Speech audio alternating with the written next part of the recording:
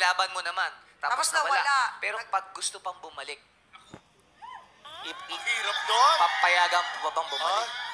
Welcome to Philippine Showbiz Updates. Latest updates ang hatid sa iyo ng channel na ito. At kung mahilig ka sa mga ganitong kaganapan sa showbiz, ay maaari mong isubscribe ang channel na ito para laging updated sa showbiz ganap.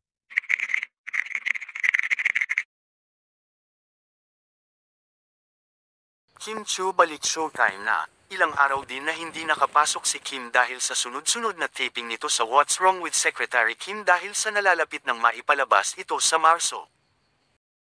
Samantala, sa segment ng Especially For You, di naman nakataka si Kim Chiu sa pang-aasar ng kanyang mga kasamahan. Dito nga natanong ng searcher na si NJ sa mga searchy, kung masasabi bang totoo bang nagmamahal ang tao kung madali lang niyang pinalaya ang taong mahal niya. Ayon sa unang kalahok naniniwala siyang totoo pa rin itong nagmamahal, at para sa kanya maaring pwedeng palayain ang tao dahil sa sobrang pagmamahal at kahit hindi man ito na ipaglaban hindi yun ang magiging basehan para sabihin na hindi siya nagmahal. Umagree naman ang pangalawang searchy, ayon naman sa kanya pag nagmamahal dapat hindi mag-e-expect na ibabalik ang pagmamahal na binigay, at hinighlight rin ito na, kung para sa kanya ang pag-ibig kahit palayain niya pa ito ay babalik at babalik ito sa kanya. Dagdag niya pa hindi nalulugi ang taong nagmahal. Para naman kay number 3, naniniwala siyang pagmahal niya, ay ilalaban niya talaga ito, at kung hindi naman ay palalayain niya.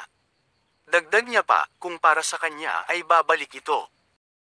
Kaya naman si Kim Chiu ay di nakatakas at siya naman ang sunod na tinanong ni Vong kung agree rin ba ito na kung para sa kanya ay babalik at babalik ang taong nang iwan. At ito naman ang naging sagot ni Kim sa tanong ni Vong sa kanya.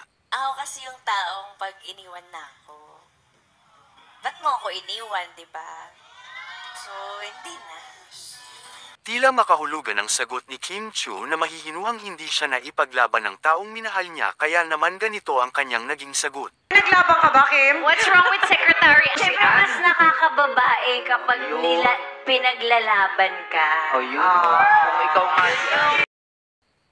Pero ayon din sa kanya ayaw niyang magsalita ng patapos lalo't nagbabago ang desisyon ng tao depende sa sitwasyon. Di naman sa iba-iba naman yan, iba-iba. Tsaka pag nandun ka na, hindi mo talaga masasabi. Correct. Wala talagang makakapagsabi kung ano ang magiging desisyon mo kapag nandun ka na. Don't forget to like, comment, and subscribe for more updates.